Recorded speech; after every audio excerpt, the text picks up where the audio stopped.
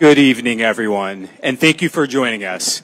Before we introduce our panel, we want to highlight the voices of care workers from across the country with a short video. I'm an early childhood educator and an advocate. I'm a fourth-generational child care provider, and I'm a behavior specialist. I have been a domestic worker going on 22 years. I have been a CNA, med tech for over 25 plus years. I love being a care worker because watching my clients' health improve because of something I have done is an absolutely amazing feeling. The healthcare industry is a beautiful industry to work in.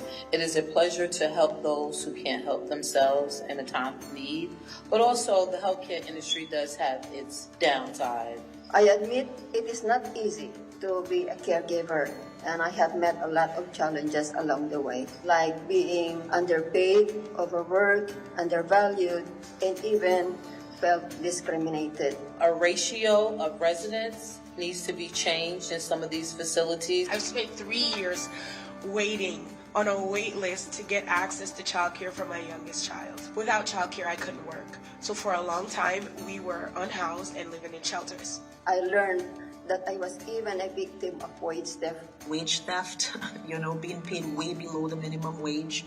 We are underpaid. $10 and $11 an hour is not enough money. There were times when I needed to go to the doctor. I got fired for that. Or if I was late, had to come in late, something occurred, I couldn't leave. So sometimes it almost felt like you were in a prison. I remember when my sister was having a baby, I told them long in advance. I got fired for that as well. So it's a very, very long list. It is past time that lawmakers invest in childcare.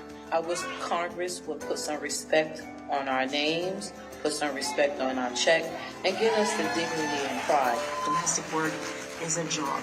It's a profession. We love what we do. We care, but it's also a profession.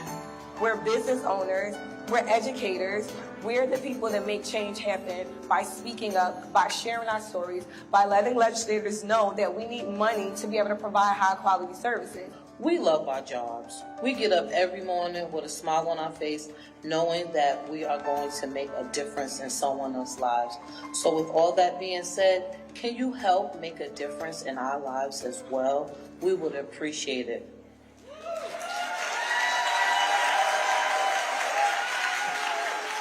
And now, please welcome Senator Sanders, the chairman of the Senate Health, Education, Labor, and Pensions Committee, Senator Bob Casey of Pennsylvania, Ayan Poo, president of the National Domestic Workers Alliance, Mary Kay Henry, president of SEIU, and our esteemed panel of care workers, Mirren, Suzanne, and Venus.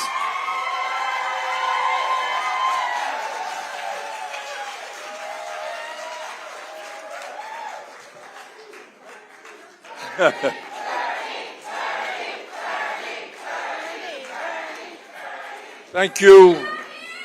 Well, we love you. And before I even begin, I want to take this opportunity from the bottom of my heart to thank you all for what you do.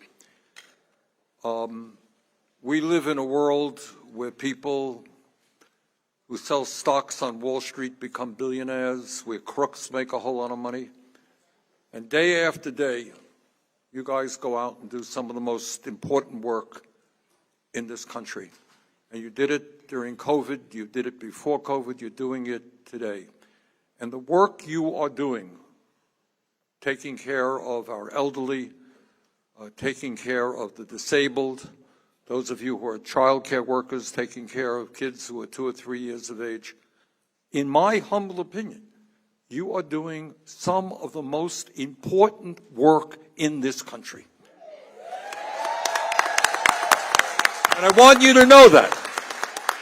And the day is going to come, with the support of the unions here and our organizations, where justice is going to be served and you're going to get the wages, the benefits, the working conditions that you deserve.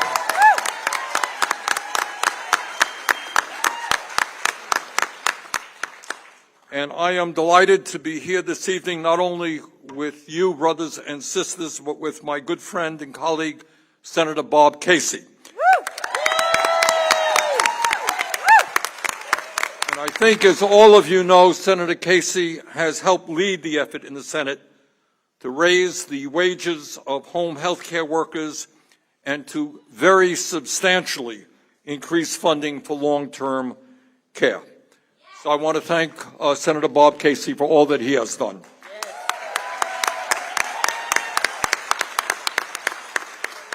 And I am delighted to be joined this evening by Ai-jen Poo, President of the National Domestic Workers Alliance,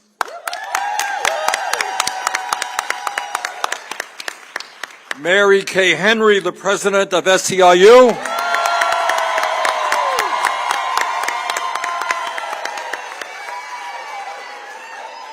Miriam Algori, an early childhood educator from California,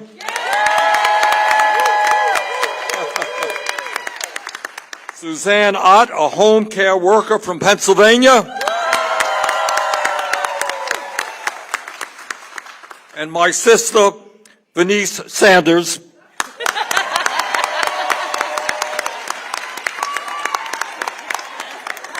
a home care worker from North Carolina.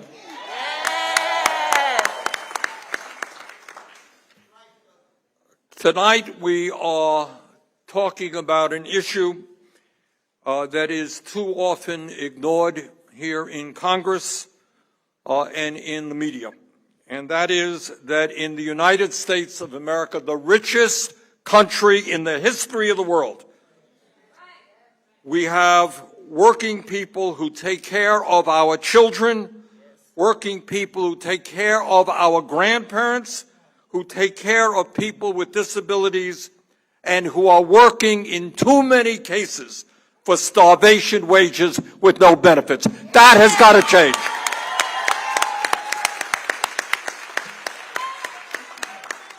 In America today, and this is really unspeakably horrific, in terms of child care workers, the average child care worker in America is paid all of $13.30 an hour. Can you imagine that we ask these workers to protect the lives and well-being of our littlest kids, and they're making starvation wages, often with inadequate benefits?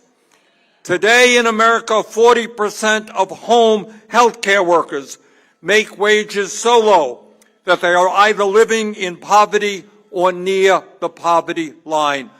The work you do should not force you to live in poverty. Yes. Thank you, Bonnie. Thank you. Yes, tell them. Thank you. Let us be clear. Direct care workers are the backbone of our economy. Without you, the economy doesn't work. You take care of our babies. You take care of the toddlers and our young kids when we are at work. You are the people who give them the emotional and intellectual support that they need as tiny children. You prepare meals for the home health care workers, and I met you all over this country. You prepare meals for the elderly. You help them take their baths. You clean their homes. You allow them to live with dignity.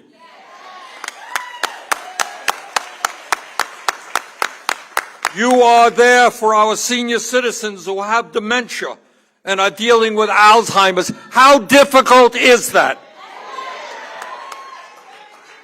You make sure that the most vulnerable people in our country are able to live with dignity. You are what solidarity, human solidarity, is all about. You are reaching out and helping those who are most in need. Thank you.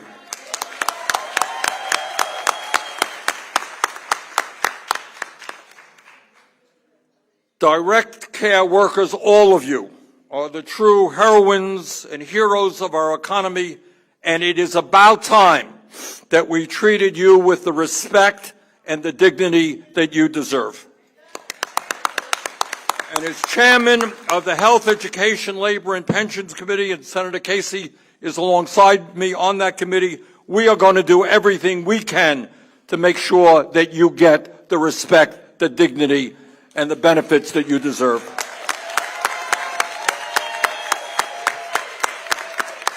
Now, what does it mean? And I'm talking for myself. What does it mean? It means to me that, among other things, we need to raise the minimum wage in this country to a living wage.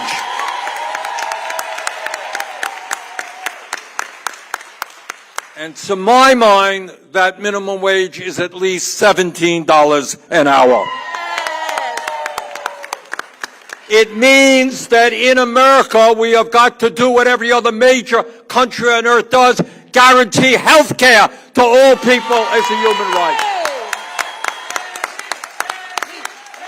No, it's not. This is not a radical idea. Health care is a human right, not a privilege. You all deserve it. And in the year 2023, what we must establish is that a job in this country should lift our people out of poverty, not keep them in it. Nobody who works full-time in America should be living in poverty. And I want you to know that Senator Casey and I worked really hard. We're proud of the work we did with the American Rescue Plan, which provided, you recall, that $1,400, which expanded unemployment benefits, which helped working people all over this country. We also worked tirelessly to pass a program called Build Back Better. And what we wanted to do in that bill is to fundamentally transform so many things in America so the government started working for workers, not just billionaires. Yes. And as one part of that program, we put, and Bob led the effort on that, some $400 billion over 10 years into long-term home health care. Yes. We lost that by 2 votes, but we are not giving up. Right, that's right. So basically, the message from me tonight is to say thank you to all of you. We are in this together. And if working people stand together, if we are prepared to take on powerful special interest, if we are prepared to say no more tax breaks for billionaires, but use that money to protect working people, if we can do all of that, we can do all of that if we stand together. And in that effort, I look forward to working with you. And now it gives me a great deal of pleasure to introduce the senator from Pennsylvania, a real champion on all of these issues, Senator Bob Casey. Bob.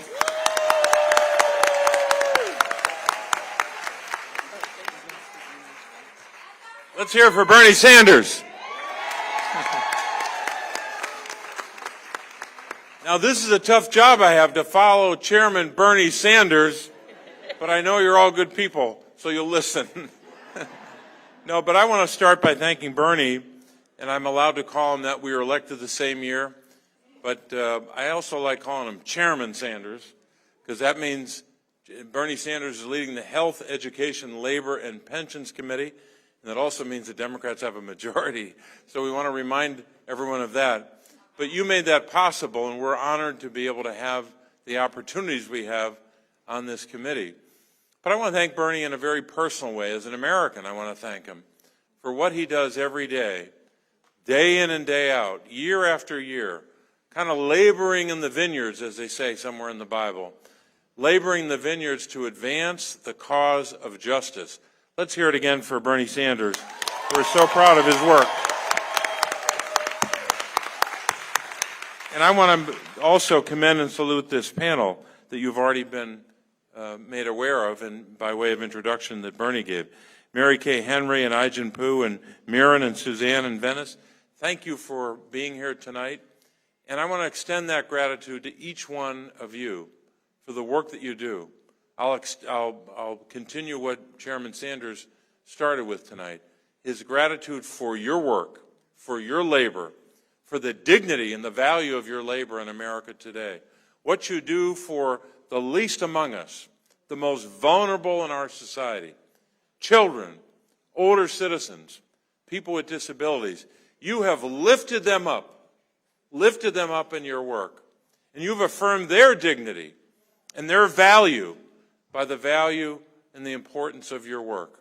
And so thank you for the work that you do. So on behalf of so many workers who are not in this room tonight, but it's a great crowd of people, but on behalf of all of them, please give yourselves and them a hand for the work that you all do.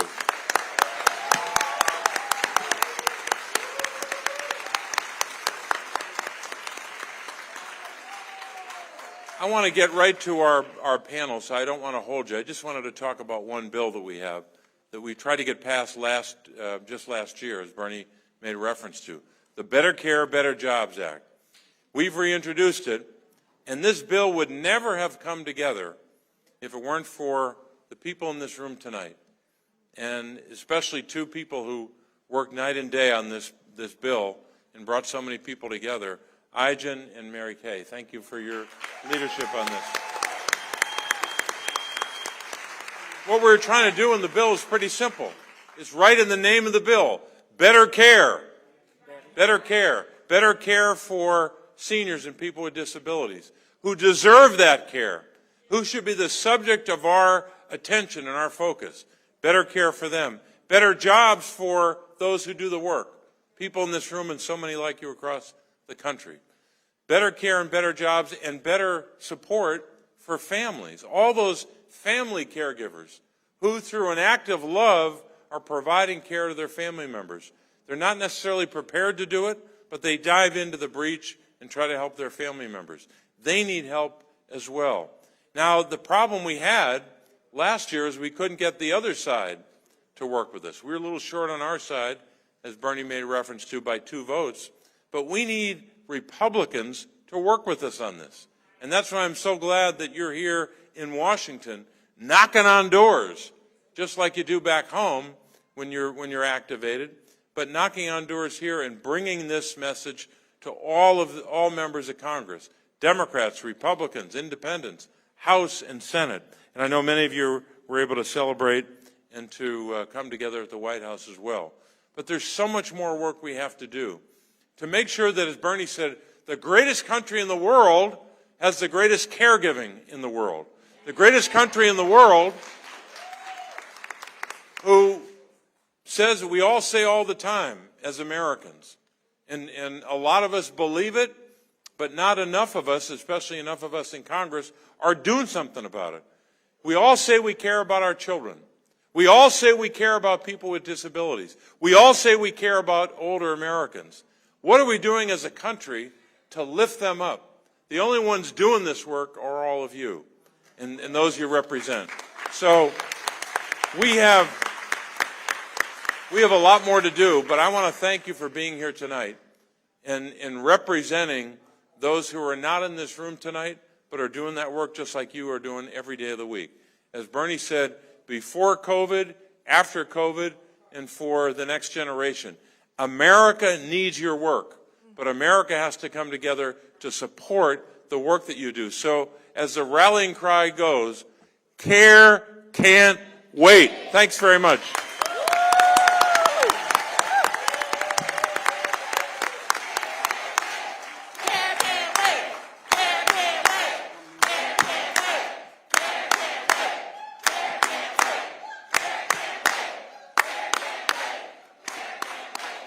Senator Casey, thank you very much for your remarks and the great work that you do. I want to introduce our panelists now. They're going to say a few words, and then I'm going to ask some questions, and we'll take a couple of questions from the audience as well. I think she needs no introduction, but let me formally introduce Ajan Pu, the president of the National Domestic Workers Alliance.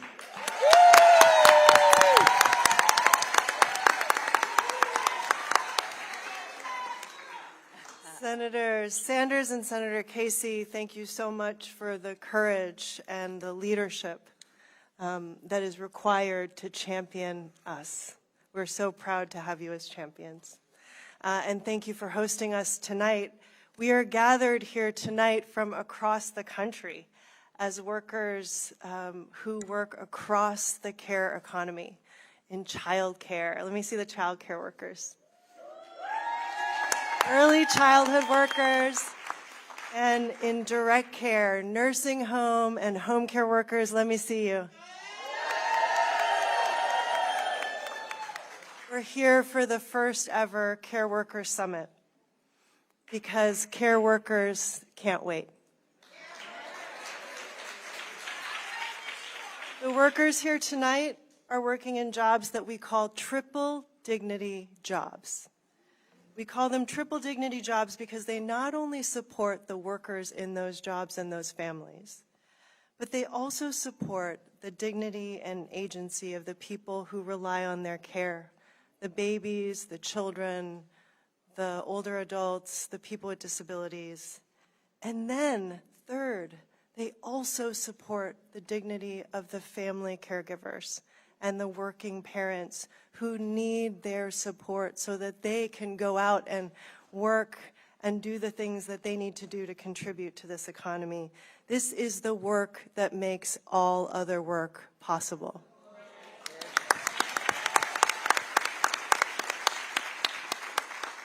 And senators, you know as well as we do that this work is undervalued.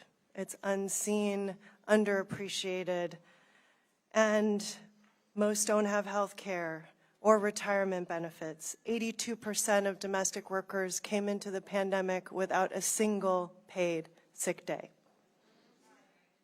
This is a workforce that is mostly women, majority women of color, including many immigrants, who see this as more than a job. This is a calling. And yet on these wages, it is impossible to sustain. And that impacts access to and the quality of care for the individuals who count on us. We believe that just like manufacturing jobs were once poverty wage, sweatshop jobs, but then became good jobs, the anchor for the American middle class, so could care jobs be next. If we, yes. Yes. If we invest in these jobs and make them good jobs, good union jobs, it sets off a virtuous cycle of dignity and opportunity. And if we don't, it deepens a dangerous cycle of poverty and inequality.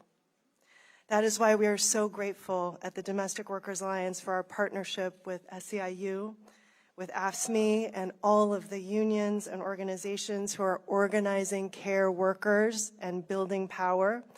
And we are so grateful for all you are doing in the United States Senate to fight for us and put us on a cycle towards dignity.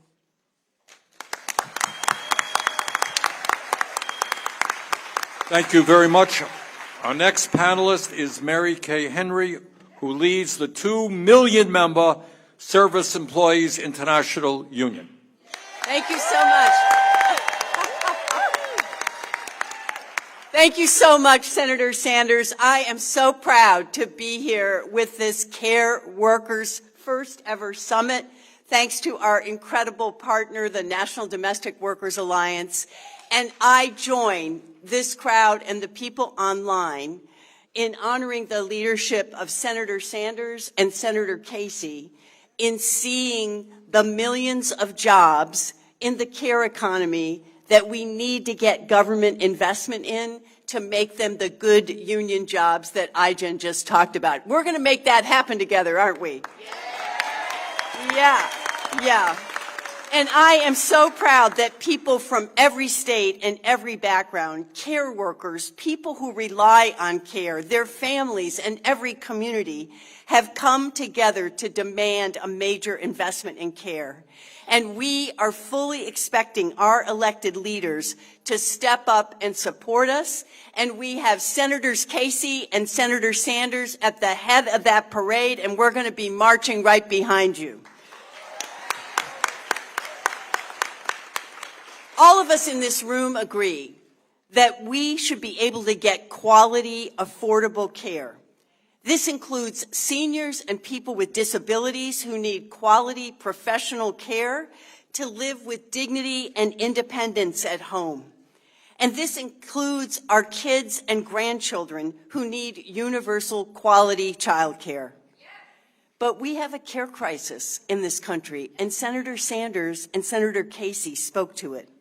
Working families are lost without affordable child care, and at the same time, child care providers are struggling on the poverty wages Ijen just talked about, without basic protections and benefits. And nursing home corporations are failing to ensure safe staffing and quality care for their residents.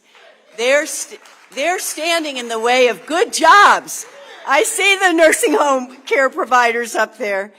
And they're, even as they rake in profits, hundreds of thousands of seniors and people with disability who need care are stuck on long waiting lists for home and community-based services that they desperately need.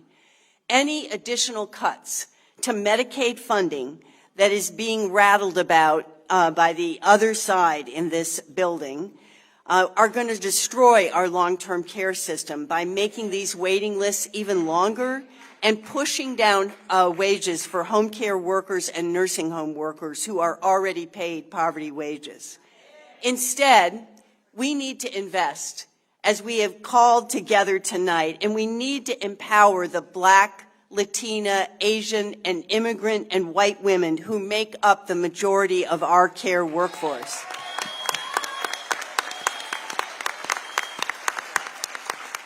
Because we know without real action, this crisis will get worse. And it's time, it's past time that elected leaders at every level of government need to deliver investment in care work and in care workers. That means enacting strong federal staffing standards in nursing home. That means funding universal child care. That means passing the Better Care for Better Jobs Act that Senator Casey has sponsored.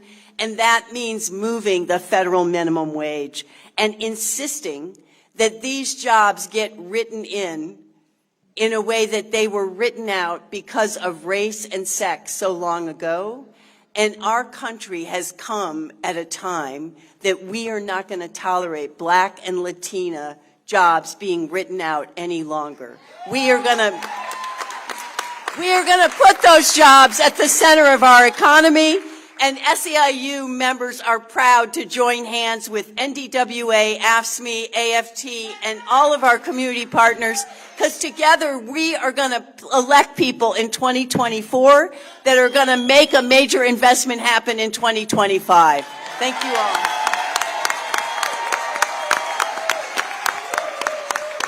Thank you, Mary Kay.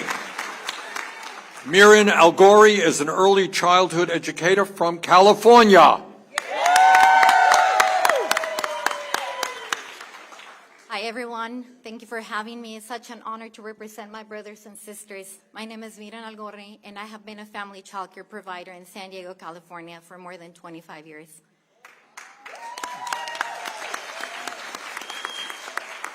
I had the honor to watch my mother help organize the union that we are today, Child Care Providers United, CCPU. And to be a part of the history myself by getting involved at a young age. And although we've come a long way, and we have achieved things that we sometimes thought were unreachable, like the simple fact of being officially recognized as a union.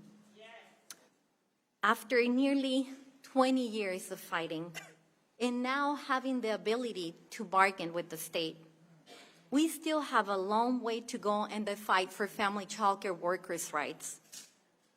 See, during the pandemic, the world realized how dependent we all are in childcare, because people finally saw that it is our work that makes all other works possible. Yet,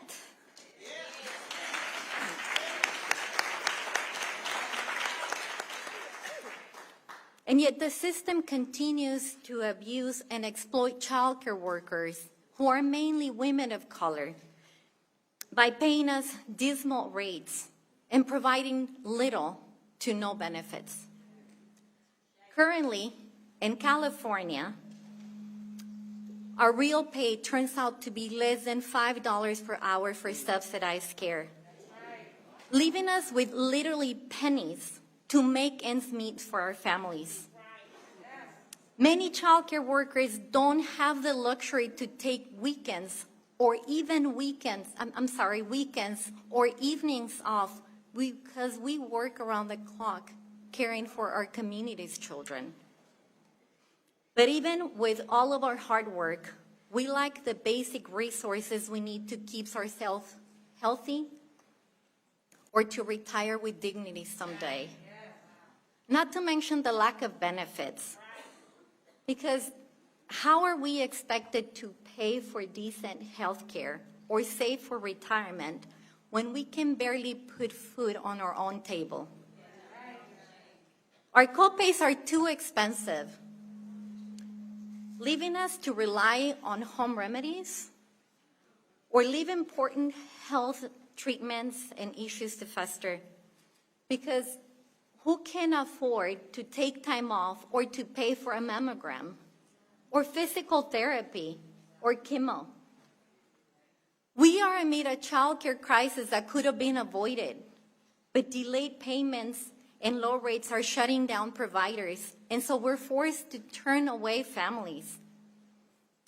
Higher rates mean we keep our doors open and even hire more staff, allowing us to care for more children. Or it means providers in childcare deserts will begin to open their doors for the first time. More benefits mean we care for ourselves while we care for the nation's children. We, family childcare providers, have carried the weight of the world on our shoulders without the care of recognition for carrying the weight of the world on our shoulders without the care of recognition for the work our work deserves. And we're not ready, but we are now more than ready to tear down these broken systems to make the way for the futures we deserve. Thank you. Amen.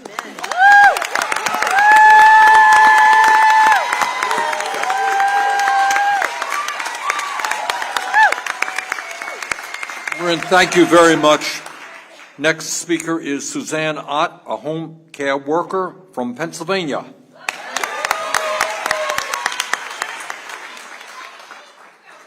Okay, sorry, I'm a little nervous. Okay.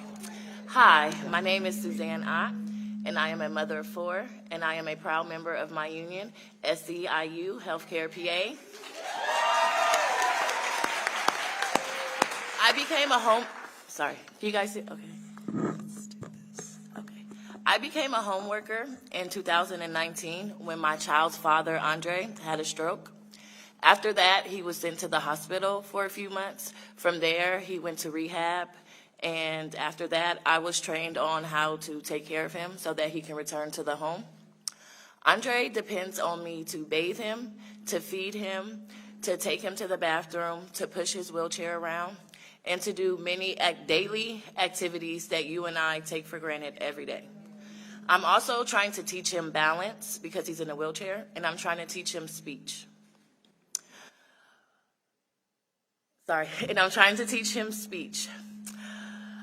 I only make $12.69 an hour, and Andre is only allowed 49 hours a week, even though he requires 24-hour care.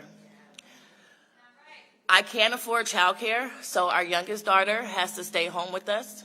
I had to show Andre how to hold her, so that way I can push him and he can hold her and we can still handle his appointments. Being a home care worker isn't easy, but being a home care worker isn't easy, but I wouldn't have it any other way because it's what keeps my family together, and that's what matters to me.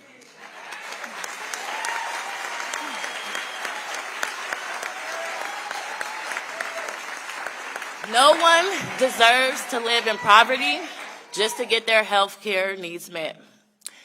Everyone deserves to be treated with respect and dignity, and that is why I am a union activist for my union, SEIU Healthcare PA, United Home Care Workers of Pennsylvania, because we know that together we can make a change, and healthcare workers deserve a seat at the table.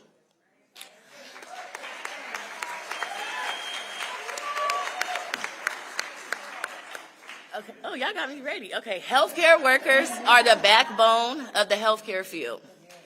When patients have strokes and other serious medical conditions, their care still continues. Healthcare workers are essential to that recovery process. We continue the care, and we help them live longer lives. Yes. I am here today in DC to ask that you please find funding to fund us. We deserve to be respected, protected, and paid well. Thank you very much.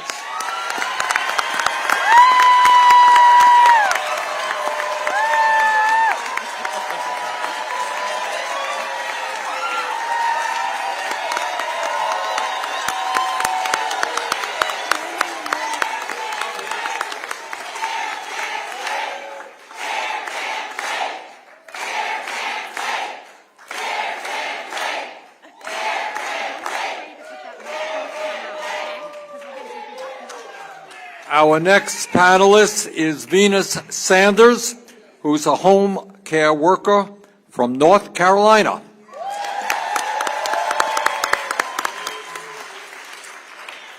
Good evening, everyone. My name is Venus Sanders. As Bernie said, this is my brother.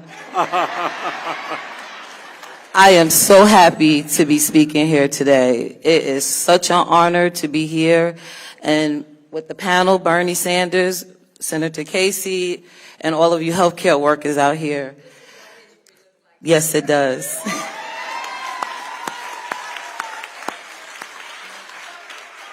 I am a member of We Dreamin' Black, Durham, North Carolina. I am also the Home Care Worker Council with the National Domestic Workers Alliance.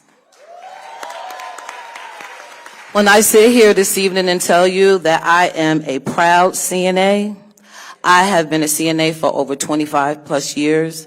I have worked in nursing homes, I've worked in hospitals, I've worked in people homes, I've worked in rehabilitation centers, I've worked in healthcare adult daycare modular centers, so that way people could come out during the day while their families are at work. The elderly need a babysitter too. I provide critical care to my clients. As you know, we make sure they eat, we cook them healthy meals, we keep them company, we listen to their past, we listen to their present, we listen to their family problems, we listen to everything they have to say. And yet we still have the same problems that they have as well. But we tend to put our problems aside and make their problems greater than ours, because that's what we do as healthcare professionals. We're not healthcare workers, we are healthcare professionals.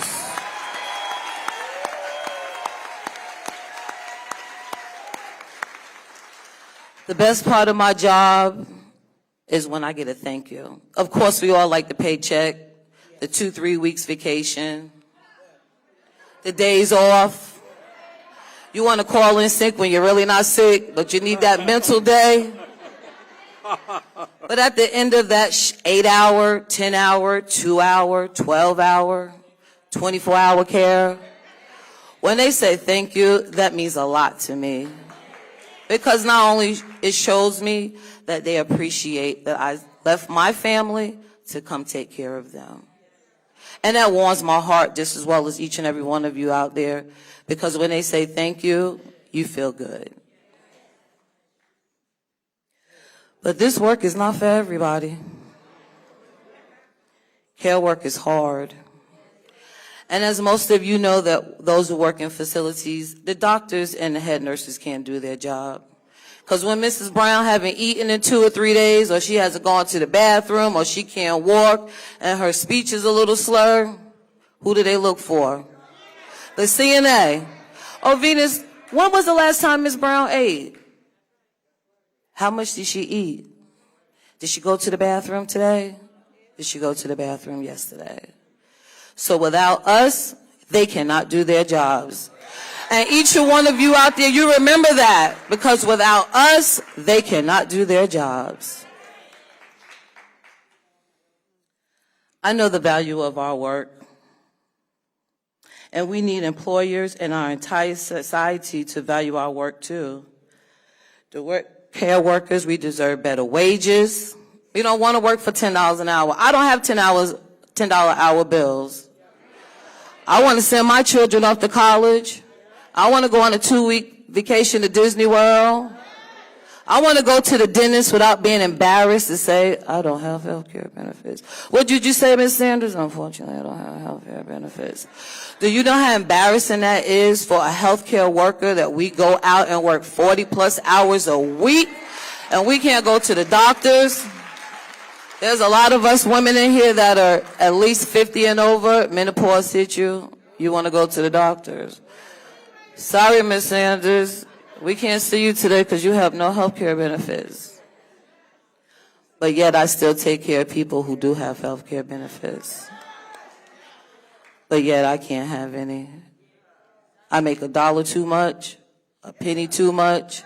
I work 1 hour overtime just so I can put that extra piece of chicken on the table or send my child to a field trip.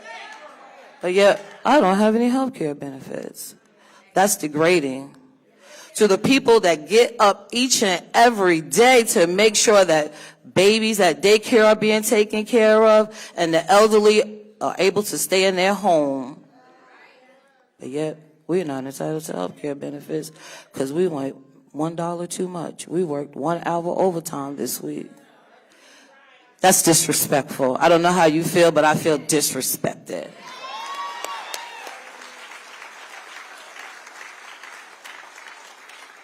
I'll just give you a little scenario. One day it hit me. I was taking care of a patient in a nursing home. And I thought to myself, who is going to take care of me like this one day? I dedicated over 25 ongoing plus probably another 10. Well, who is going to take care of me like this one day? Who's going to give me my last glass of water? Who's going to help me brush my teeth? Who's going to help me walk? Who's going to help me do range of motion so I can get up and do things for myself? Because that aide over there, she has 15 other residents that she needs to take care of.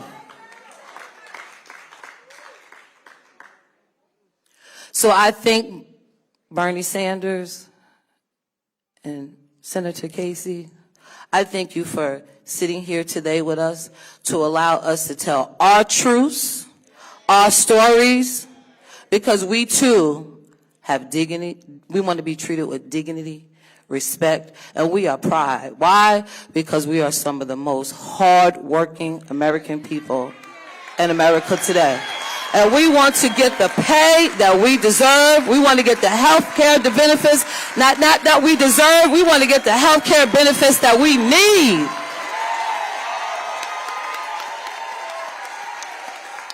So I ask you all, our champions in the government, as you listen to us here today, you take back to those Republicans and you tell them, those black, brown, Asian ladies, we're not taking their mess. We want some health care benefits and put some respect on our checks.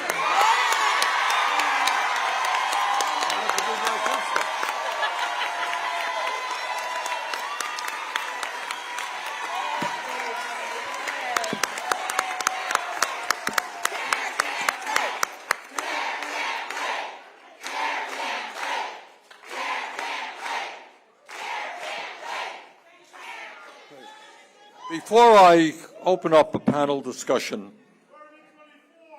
I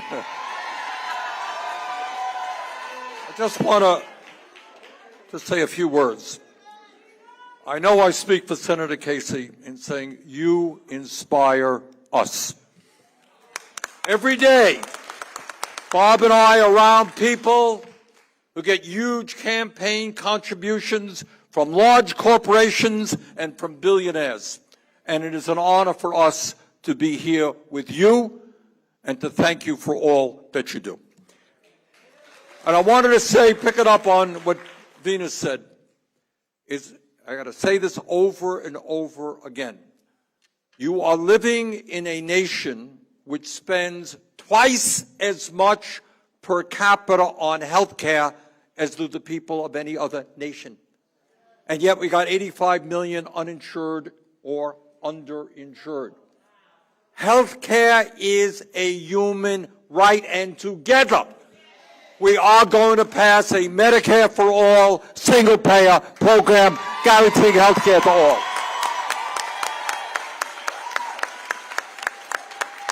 And Venus mentioned her desire to see her kids get a good education. We all want to do that. There are countries all over the world who understand that education is the backbone of their country. We got to make public colleges and universities tuition-free. All right, what I want to do now is to open it up to the panel, and I want to start off here. We are not here just alone. We've got a couple 100,000 people probably watching this. And I want you all to explain, and Venus did a great job, all of you did a great job on this. What does it mean to go to work every day, to have people totally dependent on you? You don't show up, they're in deep doo-doo, right? All right? You go to work, you work hard with irregular schedules, and at the end of the week, you barely have enough money to take care of your families. All right? You have, as Venus just said, no health care while you are working in health care. All right. Take it away. What does that mean? Who wants to jump in on that issue? Don't be shy. Yep. Yep, please. No, go ahead. Right. Okay, so what that means to us is, we don't have health care, right? Because we walk into the mic. Hold the mic a little closer to you. We don't get health care, and we don't get overtime. We work 7 days. You do not get overtime? No. We work 7 days a week with no break. We are only allowed a certain amount of hours, but that does not mean that the care stops. I know for me it doesn't, and I don't say, oh, well, you know what, I'm off the clock, I can't care for you. I still continue. It's hard. I can barely, after I pay my rent, I can barely pay my other bills. I have to budget. On top of that, I don't get food stamps. I have to pay out of pocket for food. So can you imagine having to, take a little bit out for rent, take a little bit out for water, take a little bit out for garbage, take a little bit out for this, take a little bit out for that. On top of that, I got to feed 5 people. It's hard. I'm struggling. But I'm going to make it work because you know what matters? Being with my family. Thank you. Okay.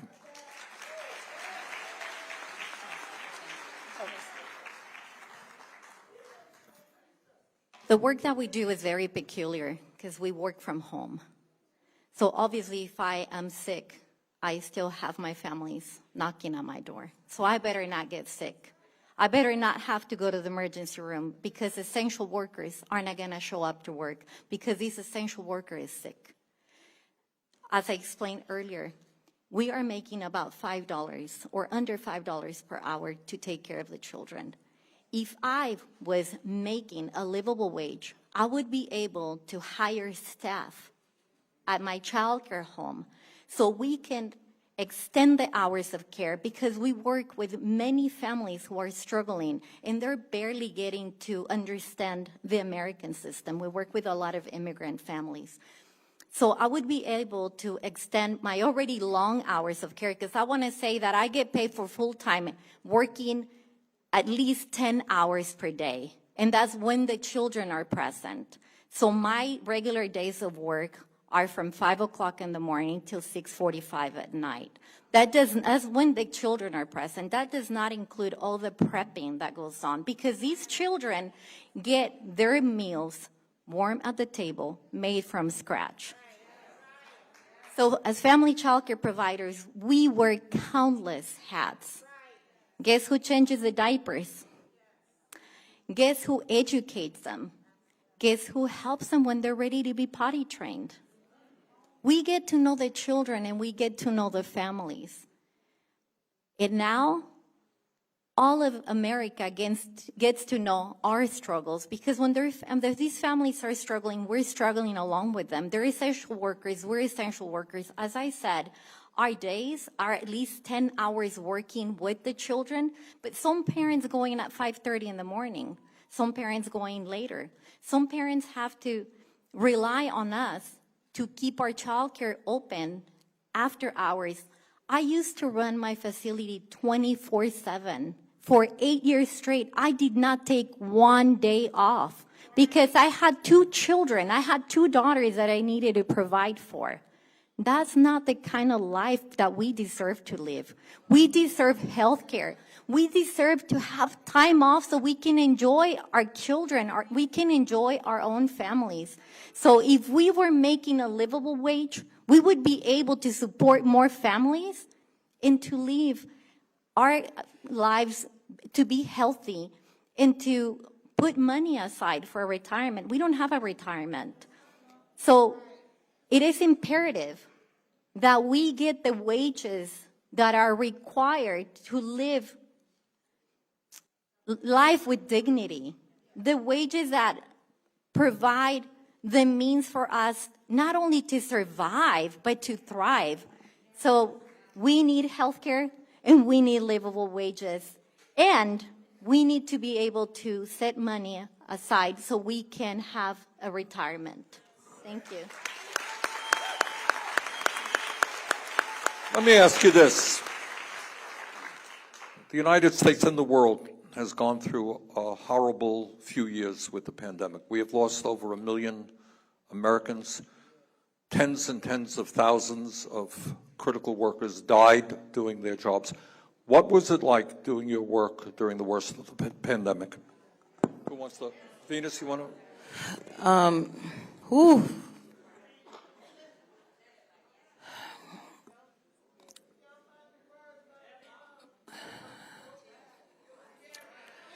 God is good. I have to start by saying that God is good. The pandemic, in my opinion, first I would like to say should have been an eye-opener to the world. Because prior to COVID, no matter what epidemic, illness, or sickness is going on, healthcare workers got to get up every day to ensure that those people that are laying in their hospital beds or in the nursing home or at home get proper care. We go in every facility and risk our own lives. But we mask up, we glove up, we put gowns on. We say a prayer and we go in that room and we make the best of it. Why? It's because the passion that we have in our hearts, because we don't want to see that person laying there sick. I could see you sick today, and 10 days later, ooh, you had a fever, you could barely walk. We came in every day, 3 shifts, 7 to 3, 3 to 11, 11 to 7, 24-hour around-the-clock care to try to give you the best care that we can give. COVID, I'm going to be honest with you, has burnt a lot of people out. A lot of CNAs, my fellow peers, are tired mentally and physically. When you watch 1 million people die every day, a lot of people say, oh, you're a CNA, you see it all the time. No, that's not true. I may see it all the time, but that doesn't mean I don't feel it in my heart to know that I did, you did, the whole healthcare, we did everything that we could do to make sure that person survived, but we couldn't do it. COVID has made those in the healthcare field want to leave but they have nowhere else to go. They're lost. They're mentally, I'm going to say this again, they're mentally and physically tired. When you work in a healthcare facility for $16, $17 an hour, you have a ratio of 20 of 30 people on the day shift. You have agencies coming in getting $10 more an hour than you, but we're doing the same work. I'm looking at my administrator and my DONA. We have a problem here because we are all doing the same work. You will have less turnovers in your facility if you are dedicated to the people that you have there already. Show them the passion and the respect, because at the end of the day, when COVID hit and those doors shut and people were videoing their families, we were right there with them. We were taking a chance to catch COVID ourselves and taking it home to our family members. But we weren't entitled to $28, $30, or $40 an hour. But you were entitled to catch COVID and take it home to your family members. What kind of respect is that? Does America think of those who put their lives in jeopardy each and every day to ensure that those who are sick are well taken care of? Thank you. Thank you very much.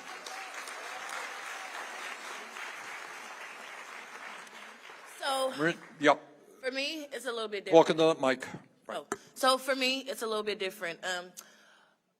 When we caught COVID, me and my participant, we were sick, but I have a child. Sorry, this is hard for me to say. I have a child that's 17 with sickle cell disease. So her immune system is like a baby. So when we caught COVID, COVID went rapid through my whole household. My daughter ended up having to be in ICU for a little bit. She had to get blood transfusions. Her body started rejecting it. It was hard. It was hard as a parent, you know, and then it's like, I can't even go see her because I'm sick and she's sick. So, you know, it was the worst time for me and my family, to be honest with you.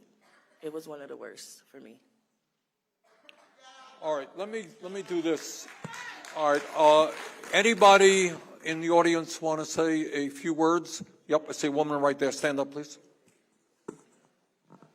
Be loud, please. Oh, we got a mic there. Good. No. We got a speaker right there. That's you. Yep. No, she's going. Yep, you. Hi, my name is Catherine Lantigua, CSEA Child Care Council President in Connecticut. I represent 4,000 child care providers. I also have K Colorful Daycares 1 and 2. And I just want to say that during the pandemic, I had to open 24 hours a day for my CNA parents to be in work 24 hours. So I kept my children 24 hours in my daycare from my CNA parents to be able to do the extension work and save those lives in the hospital. It was hard. I suffer from bronchitis. I have a 4-year-old who suffers from asthma. My husband is a diabetic, and we were all at risk, and I still kept my doors open 24 hours for those parents who were working in the hospital. I kept their children safe. That's all I had to say.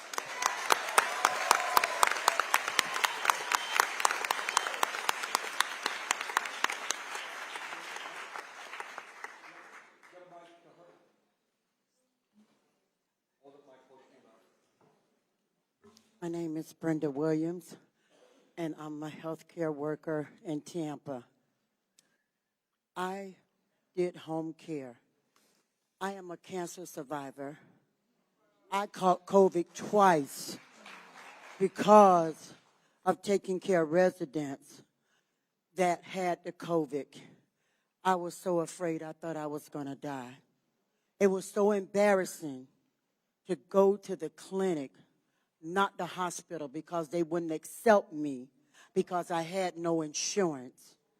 The doctor said, I'm going to give you an antibiotic that's supposed to kill everything in your body, and we're going to hope this works.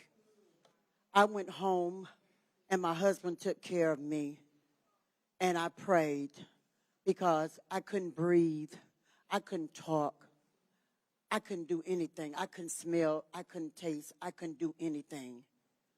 And then I turn back around and I get it again. It's embarrassing that you work and take care of people every day, but yet you can't get the care that you deserve. Yes.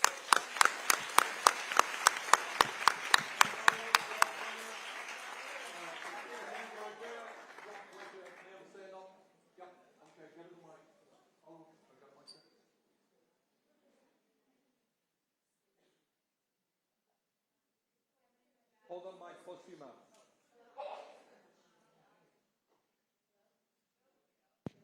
Okay. Hi, my name is Madeline. I did just want to say that for me, working during the pandemic as a home care worker, an IHSS worker, was terrifying. I was taking care of my grandmother who had cancer, and we were taking her to radiation treatment every 2 days. And one time she had a fall at home, and she had to go to the hospital. We were locked away from her. She was not allowed to have anyone come in and see her. We were only allowed to talk to her over video chatting, and it was just that's really when I realized how important being able to stay at home was. So I just didn't want to be locked away from my grandma.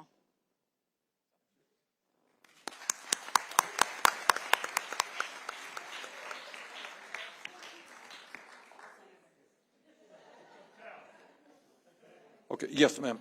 All right, last comment right here, woman right in front. Yep.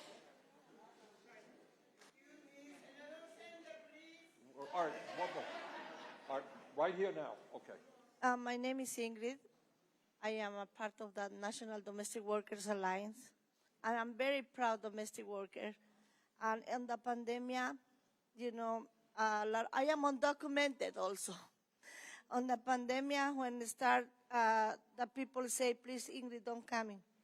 Because the most people have a problem for cancer, and I can't go. I was say, please, can I go to do something? Please, can I clean your home? Can I take care of you? And nobody wants, And also after that, I was sick with COVID. I couldn't sleep for 3 days and 3 nights. I take care of the kids, I take care of the adult people, and nobody take care to me. I'm afraid to go to the hospital because I didn't have money for pay. We know we don't have insurance. And if we go, I was thinking, if we go into the hospital, how can I pay that? I'm not working, I don't have insurance, I don't have anything. It was a very hard time. And the only people and the only person, I think the only community helped me was the National Domestic Workers. They take care to me. They put food in my door. They help me in a lot. They give me money also, but this is not fair. We take care, like my friend said, to everybody. Nobody take care to us. And also in our situation, when we don't have documents, it's not fair because the documents, they don't work. We work. These hands work. This body works. That's right. Thank you.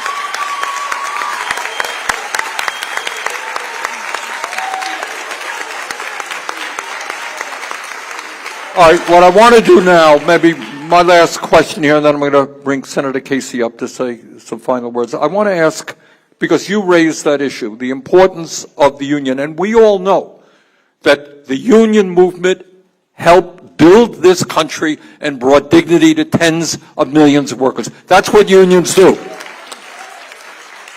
So what does it mean? You heard it right here.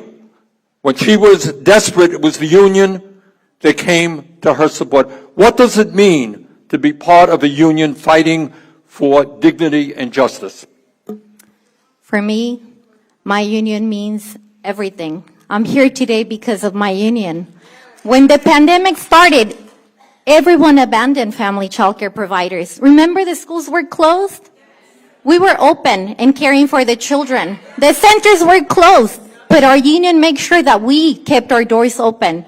Guess who brought PPE to us so we can continue to take care of the children and we could be protected? It was my union. It was my brothers and sisters. Guess who stayed on the phone in the middle of the night trying to get cleaning supplies so we could keep our facilities open and taking care of the kids of those essential workers? So that parent could go to the pharmacy and these disperse medication to the sick patients. I have been able to stay open and to provide because of my union. Because before the government helped, there was no one else but my brothers and sisters knocking at my door asking, what do you need? Calling on the phone. So this is everything. This sisterhood, these brotherhoods means everything to me because I sit here today because all of you. So thank you for having my back. I got yours.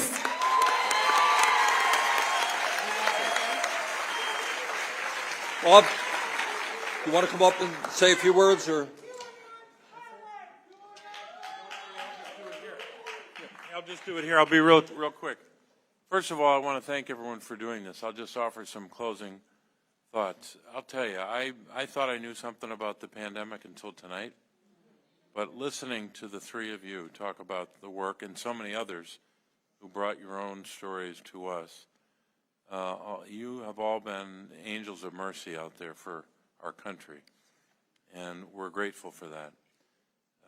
But we have to measure up as a country to the level that you rose to in that pandemic.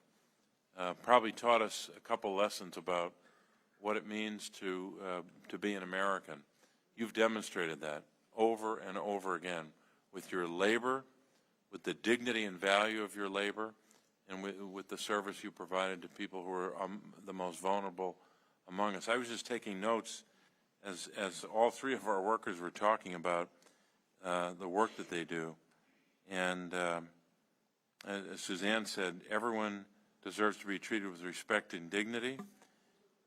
Mirren was saying it's the work of home care workers that makes all of the work possible. She also said, who can afford to take time off for their own health care, even a mammogram, something so fundamental. And Venus was saying that she's a proud CNA. She said she is a healthcare professional. That's right. Without us, they can't do their jobs. Same theme as before. And she also said, who's going to take care of me?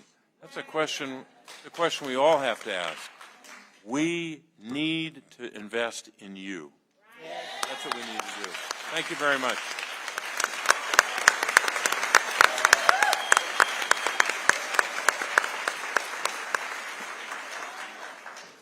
Well, I would concur with what Senator Casey said, and that is, you taught us a lot tonight. We study this thing, we go to a lot of hearings and meetings, but you taught us the real life experience of what it was like during COVID and what it is like every single day, and we thank you very much for sharing those experiences. Change never takes place from the top on down. Change takes place when people stand up and fight for that change. That's the history of America. And once again, from the bottom of my heart, I know I speak for Senator Casey, we thank you so much, not only for the work you do every day taking care of our kids and the most vulnerable, but for your courage in standing up, in trying to make this country the nation that it must become. Thank you all very much.